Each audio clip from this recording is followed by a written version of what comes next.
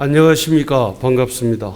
제 기조연설은 두 가지 방식으로 진행될 수 있습니다. 첫 번째 방식은 아주 진지하고 엄숙한 방식으로 진행이 되고요. 두 번째 방식은 재밌고 신나고 알차고 방역입니다. 어느 쪽을 원하십니까? 이 방향을 확실하게 잡아주셔야 제가 그쪽으로 달려갈 수 있습니다.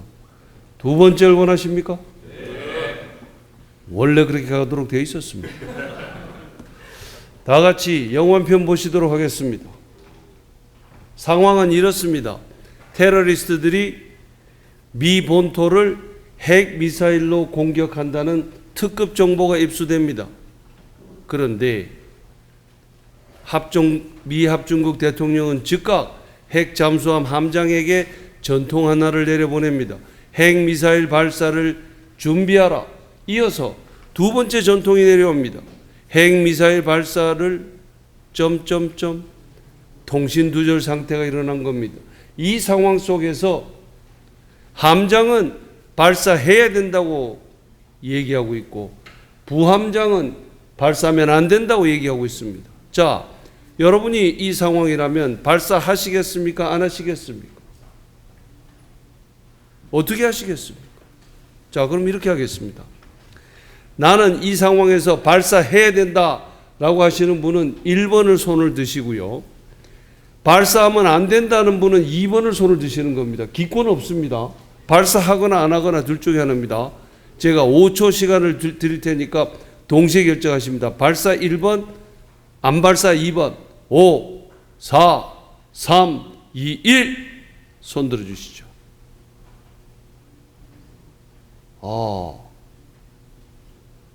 2번 손을 드신 분들은 손을 일단 내려주시죠.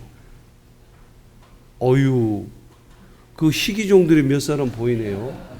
자, 알겠습니다. 여러분, 지금 이게 뭐가 문제가 되고 있냐면요. 규정과 리더십이 충돌이 일어난 겁니다. 여러분들은 리더십을 따르겠습니까? 규정을 따르겠습니까? 지금 제가 역시 컴플라이언스 협회에 오신 분들답게 규정을 따라야 된다라고 하시는 분이 압도적으로 많지만 저쪽에 이렇게 또 희귀종이 리더를 따라야 된다 이런 사람도 있는데 여러분들 리더십의 핵심이 뭔 줄 아십니까? 쓴소리를 즐겨라. 왜 쓴소리가 쓴 줄 아십니까? 진실을 얘기하고 있기 때문에 쓴 겁니다. 그러면 제가 지난번에도 모 그룹에 신임 상무들 워크숍을 가서 특강을 했는데 한 분이 손을 드시더니 교수님, 저희가 리더인 거는 맞지만 저희가 또 모셔야 되는 상사들이 있기 때문에 팔로우십에 대해서도 얘기를 해달라는 겁니다. 팔로우십의 핵심은 쓴소리를 하라. 자신의 직을 걸고 여러분 리더가 쓴소리를 즐기려면 누군가는 쓴소리를 하는 사람이 있어야 됩니다. 그게 바로 팔로우십의 핵심입니다. 탐욕을 부리지 마라. 여러분들 2008년에 있었던 서브프라임 모기지 사태 다 기억하실 겁니다. 전 세계가 월스트리트를 지탄합니다. 탐욕, 그리드라는 것이 신문 헤드라인에 나옵니다. 그런데 그 월스트리트에 있는 사람들이 자신들이 탐욕을 부린다는 것을 인정했습니까? 안 했습니까? 안 했죠. 자기네는 늘 하던 대로 하고 있었다는 겁니다. 공적 자금이 투입된 것을 AIG에다가 보너스를 많이 받는 사람은 5억 원씩 받고 그러니까 미국 국민들 뿔이 났어요. 우리 세금 가지고 보너스를 챙겨간다? 있을 수가 없는 얘기다. 근데 그 사람들 얘기 들어보면 이거는 서브프라임 모기지 사태가 터지기 이전에 이미 약속이 되어 있었던 보너스이기 때문에 집행한다는 겁니다. 여러분들은 이 보너스가 정당하다고 생각하십니까? 아니면 공적 자금을 받는 기관이 국민의 세금으로 자신들의 보너스를 주는 것은 부당하다고 생각하십니까? 여러분들 회사가 존재하는 목적은 무엇이라고 생각하십니까? 회사는 이익을 추구하는 곳이 맞습니까? 아닙니까? 이거 제가 가서 물어보면은요, 이거 너무나 당연한 얘기를 물어보는 저희가 뭘까 하고 망설이지만, 그래도 회사의 목적은 이익을 추구하는 것이다 라고 하는데 대부분 손을 드실 겁니다. 틀렸습니다. 회사는 이익을 추구하는 것이 아닙니다. 회사의 목적은, 회사가 존재하는 이유는 고객의 행복을 만족시키는 데 있습니다. 만약에 누군가가 우리는 영리법인으로서 이익을 추구하는 것이 정당하다라고 생각한다면, 그것이 우리가 존재하는 유일한 목적이라고 한다면, 그 사람은 이런 사람들입니다. 우리는 돈 되는 거면 뭐든지 다 한다. 이런 슬로건을 가진 조직이 있습니다. 우리는 마피아라고 부릅니다. 회사의 목적, 즉 존재 이유는 고객의 행복에 있지 이익 추구에 있지 않습니다. 그러면 이익 추구는 도대체 뭐와 관계가 있느냐? 그것은 회사가 내걸고 있는 목표입니다. 고객들을 지속적으로 행복하게 만들어줄 수 있기 위해서는 우리는 이익 창출을 하는 것이 대단히 중요합니다. 그러나 그것은 수단이지 목적이 아닙니다. 얼마 전에 학생 한 명이 저를 찾아왔습니다. 교수님, 상담 드릴 일 있습니다. 뭐야?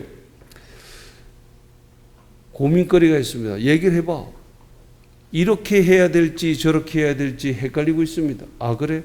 자네가 지금 상담하겠다는 내용이 이렇게 해야 될지 저렇게 해야 될지 헷갈린다는 거지. 그렇습니다. 오케이. 그럼 내가 시킨 대로 할 거예요. 그러려고 찾아온 거 아닙니까? 이렇게 해야 될지 저렇게 해야 될지 정말로 헷갈릴 때는 의사결정 방법이 하나, 둘 중에 너한테 손해가 큰 쪽으로 해라. 학생 표정이 썩 좋지 않습니다. 너 좀 전에 내가 시킨 대로 한다고 그랬잖아. 교수님, 이런 거 교과서에서 배운 적이 없습니다. 아, 그래? 그럼 내가 증명을 해주마. 자네는 친구를 사귈 때 손해라고는 털끝만치도 보지 않겠다는 그런 애하고 친구하고 싶으냐? 아니면 손해인 줄 알면서도 그래, 좋은 얘기다. 우리 그럼 그렇게 같이 하자. 너 그런 애하고 친구를 전자입니까? 후자입니까? 이거 아시면서도 답 안 해주시는 거죠? 예. 당연히 후자입니다. 당연히 이렇게 해야 될지 저렇게 해야 될지 헷갈릴 때는 자신에게 손해가 큰 쪽으로 결정할 줄 아는, 그것이 바로 고객의 행복, 우리 회사가 존재해야 되는 이유를 증명해 주고 있는 겁니다. 덕불고 필유린 공자님께서 논어에서 하신 말씀입니다. 덕불고, 덕 있는 사람은 외롭지 않다. 필유린, 반드시 이웃이 있게 마련이다. 여러분들 이 세상 살아가면서 독불장군식으로 혼자서 살아갈 수는 없습니다. 항상 좋은 뜻을 안고 있는 사람들끼리 모여서 살아가는 여러분들이 되시기를 바랍니다. 되게 이럴 때는 박수들을 좀 쳐주시는데, 두 번째 메시지, 공과 사를 구분하라. 대감, 이번에 아주 중요한 자리가 비었는데 그 자리에 누구 한 사람 추천할 사람이 있어? 왕이 불러서 하는 얘기입니다. 그 대감은 조금 생각을 하더니 네, 그 자리에는 그 사람이 최적임자입니다. 왕은 화들짝 놀랍니다. 대감, 그 사람은 당신의 최대 원수가 아니요. 예, 그렇긴 하지만 그 자리에는 그 사람이 최적임자입니다. 그래서 그 사람을 썼습니다.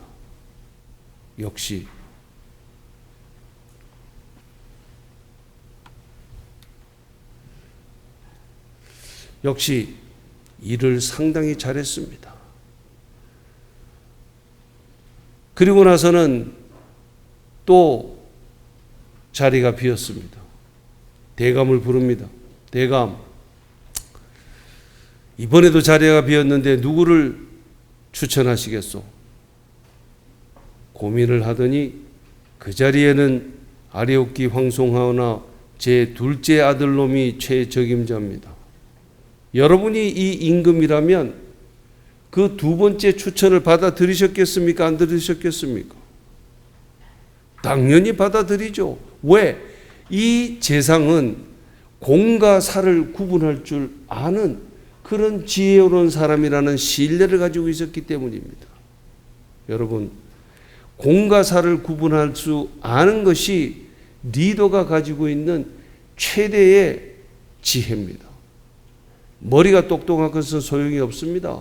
공과 사를 구분할 줄 모르는 리더는 조직을 한순간에 위기로 몰아간다는 사실을 기억하십시오. 가늘고 길게 살아라. 대감, 밖에 누가 이 선물을 가지고 왔습니다.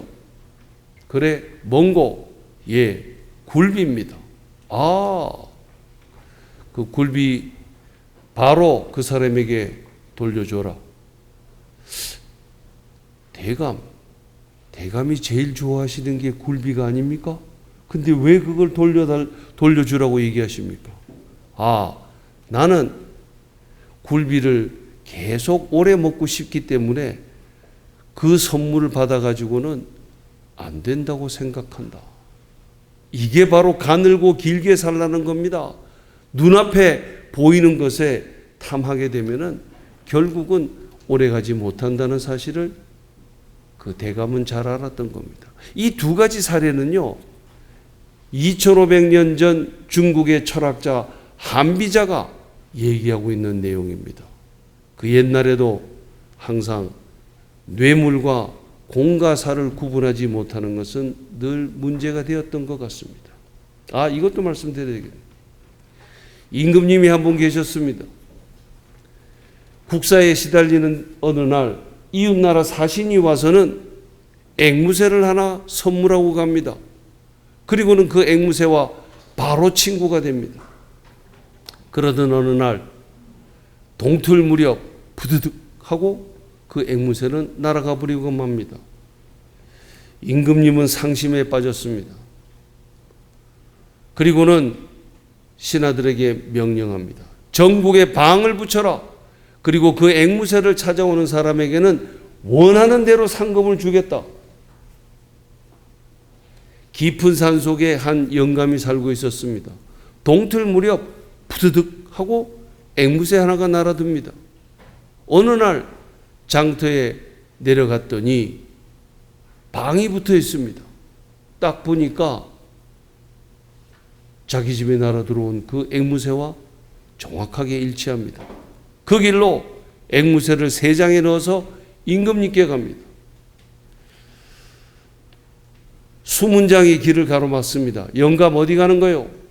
이 앵무새를 임금님께 드리러 갑니다. 영감, 그 상금 타거든 반은 내놓으시오.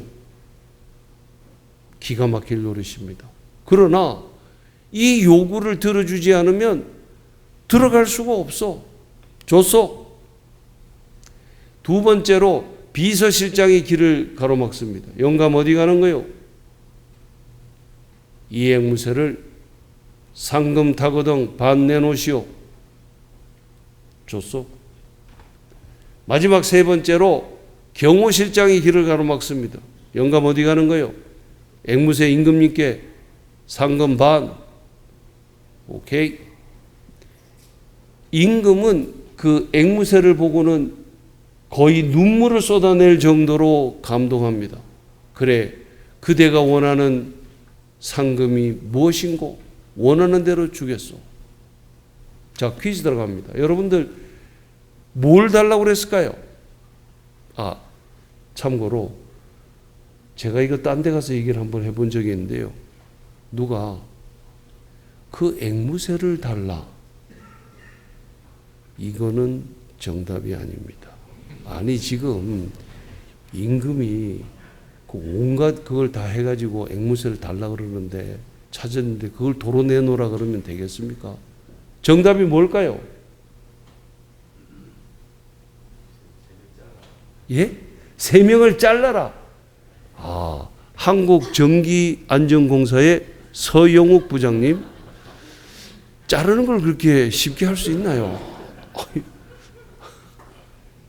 예, 시간이 없기 때문에 그냥 답을 말씀드리겠습니다. 곤장 100대만 쳐주십시오. 여러분, 뇌물을 받은 사람은 반드시 잡히게 되어 있습니다. 이유가 뭔지 아십니까? 준 사람이 알고 있기 때문입니다. 준 사람은 누가 받았는지를 알고 있습니다. 가야 될 길이 뭔데요? 이 자기 이익만을 챙기지 마라. 사마귀가 한 마리 있었습니다. 어느 날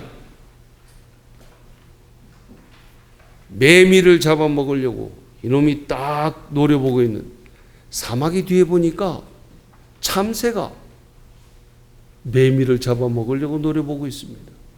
참새 뒤에 보니까 사냥꾼이 겨냥하고 있습니다. 활을 딱. 사냥꾼 뒤에 보니까 과수원 주인이 몽둥이를 들고 너 인간 우리 사과 하나만 떨어뜨려봐라. 몽둥이 찜질을. 2500년 전 중국의 철학자 장자가 이야기하고 있는 사마귀화입니다. 수업 시간에 학생들 보고 너희들 이 사마귀화에서 무엇을 배웠냐 하고 물어보면은요, 가장 흔하게 나오는 답변 하나가 있습니다. 아예 사자성어로 얘기를 합니다. 약육, 강시, 먹이, 사슬 뭐 이런 얘기를 하는데 틀린 얘기는 아닙니다만 장자라는 철학자가 이 사마귀화에서 던지고자 했던 핵심 메시지는 이겁니다. 먹을 거에만 정신이 팔려있는 놈은 한 방에 훅 간다. 지금 사마귀는 매미 잡아먹느라고 참새가 뒤에서 자기를 노려다보는 줄 꿈에도 모르고 있습니다. 여러분들, 조직 구성원 모두가 전부 어디에서부터 나한테 먹거리가 돌아올 게 있을까? 여기에만 정신이 팔려 있을 때 리더는 이런 생각을 하는 사람이어야 됩니다. 어디에서부터 우리 조직에 불이익이 닥칠까? 무엇이 우리 조직에 해를 끼칠까? 만약에 리더마저도 자기에게 돌아올 이익에 눈이 멀어 있는 그 조직은 한 방에 훅 간다. 아침부터 한 방에 훅 간다는 얘기를 몇 번씩 강조하는, 제가 그래서 이 기업 윤리, ESG, 컴플라이언스 이런 쪽으로 강의를 나가면 제일 힘든 부분이요. 제가 강의를 잘하면 잘할수록 분위기가 점점 경직돼. 지금 뭐 좀 전에 자른다, 뭐 훅 간다, 뭐 이런 얘기들을 계속 하니까 그렇습니다. 여러분들, 이 세상에는 두 가지 종류의 리더가 있습니다. 하나는 곰입니다. 곰은 원칙과 소신을 지킵니다. 또 하나는 뭘까요? 라고 수업 시간에 애들한테 물어보면은요, 얘들 중에는 자꾸 호랑이라는 애들이 나옵니다. 이게 뭐 당군 신하하고 엉겨 붙어 가지고 쑥 마늘 뭐 이런 얘기하고 있는데, 또 하나는 뭐죠? 곰과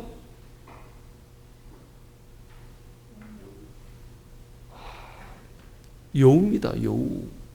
여우는 융통성을 발휘해서 실리를 챙길 줄 압니다. 자, 리더는 곰입니까? 여우입니까? 제가 힌트를 드리겠습니다. 이 곰 같은 곰은 곰탱이라 그럽니다. 여우 같은 여우는 여시라 그럽니다. 이 둘은 예선 탈락이야. 결승전에 가보면 곰 같은 여우냐 여우 같은 곰이냐 이 게임인데, 리더는 융통성을 발휘해서 실리를 챙길 줄 알아야 됩니다. 왜? 조직을 먹여 살려야 되니까. 그런데 융통성을 발휘할 수 있는 길은 딱 한 가지밖에 없습니다. 원칙을 지켜라. 원칙이 이미 무너진 상황 속에서는 융통성을 발휘할 수 있는 기회도 동시에 실종된다는 사실을 기억하십시오. 그렇기 때문에 리더는 평소에 원칙을 지키기 위해서 그렇게도 노력을 기울이는 겁니다. 왜?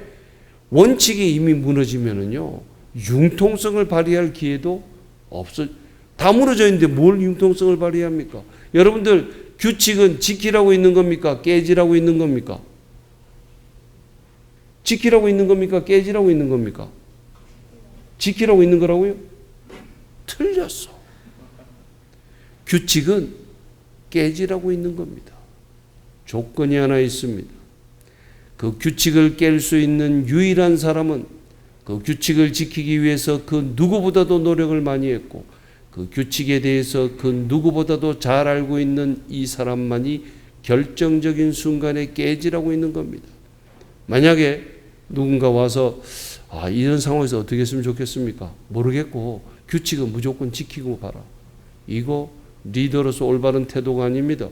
지금 문제가 되고 있는 이 규칙이 유통기한이 다 끝난 건지 아니면 아직도 그 유통기한이 남아있는지를 고민한 다음에 유통기한이 끝난 규칙이다?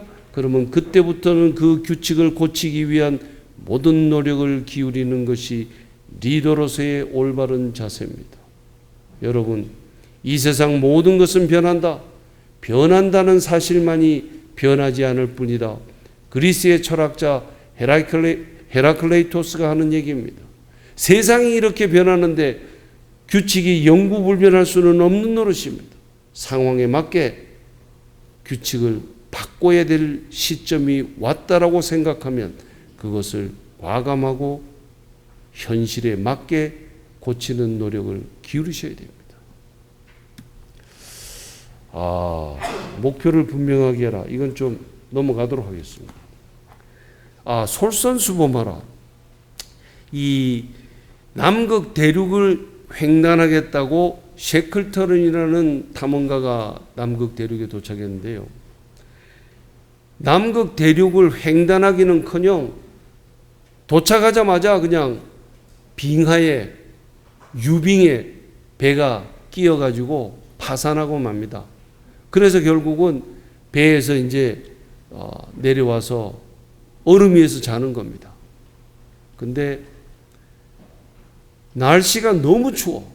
저녁 되니까 이로 말할 수 없이 추운데 침낭이 보니까 이게 좀 좋은 침낭이 있고 안 좋은 침낭이 있어. 제비뽑기를 하자. 그래서 제비뽑기를 하면은요, 26명인데 셰클턴한테는 항상 안 좋은 침낭이, 좀 찢어져 있는 침낭이 꼭 배당이 되는 거예요. 나중에 알고 봤더니 조작했어. 조작해가지고 리더들한테는 찢어진 침낭들이, 제일 안 좋은 침낭들이 뽑히도록 그렇게 조작해둔 거예요. 그거를 그 대원들이 나중에 알았을 때 한마음 한뜻으로 움직였다. 이런 얘기입니다. 여러분들 어떤 조직이든지 저는요, 그 조직에서 가장 부패하기 쉬운 부서가 어느 부서인지를 압니다. 어느 부서일까요? 이것도 가서 제가 물어보면은요, 여기 또 그런 분 계신지 모르겠지만은, 억울할지 모르지만은, 구매 부서가 부패하기 쉽다. 이건 항상, 그 다음에 2등으로 나오는 게 뭔지 압니까? 인사부서. 예? 어떤 부서가 제일 부패하기 쉬운지, 이거는 어느 조직인지 예외 없습니다. 그 조직에서 힘이 제일 센 부서, 거기가 제일 부패하기 쉬운 것입니다. 칼자루 쥐고 있는 데가 제일 부패하기 쉬운데, 대한민국 보세요. 어디가 제일 부패하는지. 칼자루 진 인간들 있잖아요. 그 여의도에 있는 인간들하고, 검찰 잠깐만요. 오늘 이런 기조연설에 이런 얘기 해도 되나요? 김은성 인사는. 이거 뭐 어디 연락하는 거 아니에요? 또 누가? 네. 제가 특강을 나가보면은요, 꼭 가고 싶은 데가 있어요. 뭐 여의도나 뭐 검찰 검찰은 뭐. 제가 꼭 가고 싶은 데는 저를 안 불러. 근데 저를 안 불러도 되는 데서는 또 꼭 불러. 이게 참 무슨 아이러니인지 잘 모르겠습니다. 그래서, 부패하기 쉬운 부서는 힘이 제일 센 부서다. 외양간을 고칠 최고의 적기는 언제입니까? 이것도 물어보면은 소를 잃기 전에 고쳐야 돼. 천만의 말씀. 소를 잃고 난 직후가 외양간을 고칠 최고의 적기입니다. 문제는 소를 잃었는데도 외양간을 안 고치고 있는 것, 이게 문제인 거예요. 어떤 소는 망명 가고, 어떤 소는 죽어서 나오고, 어떤 소는 바위에 가서 뛰어내리고, 온갖 이상 증후군을 다 보이는데도 고칠 생각을 안 해. 이게 문제예요.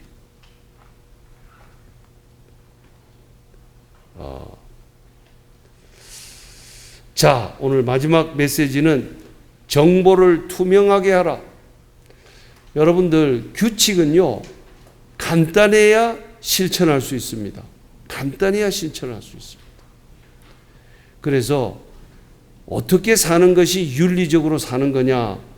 어디 가보면 막 규정집이 500페이지 막 넘어가는 데도 있어요. 예. 그런 규정집이 필요 없다는 얘기가 아닙니다. 그에 앞서서 딱 저는 오늘 두 가지만 지키면 된다. 첫째, 내가 지금 하고 있는 이 행동이 내일 아침 신문에 헤드라인으로 난다면 난 어떻게 할 것인가? 본인한테 한번 물어보십시오. 아이고, 그러면 내가 엄청 당황하겠지. 하지 마세요. 안 하시면 돼요. 두 번째, 내가 지금 현재 하고 있는 이 행동을 나는 내 가족에게 말할 수 있는가? 아유, 애들이 알면 큰일 나지. 하지 마세요. 간단합니다. 그 규정집에 있는 내용을 다 숙지하는 것 대단히 중요합니다. 그렇지만 이 두 가지 질문은 꼭 자신에게 물어보시는 여러분들이 되시기를 바라면서 오늘 기조연설을 모두 마치도록 하겠습니다. 네, 수고하신 대표님께 수고 부탁드리겠습니다.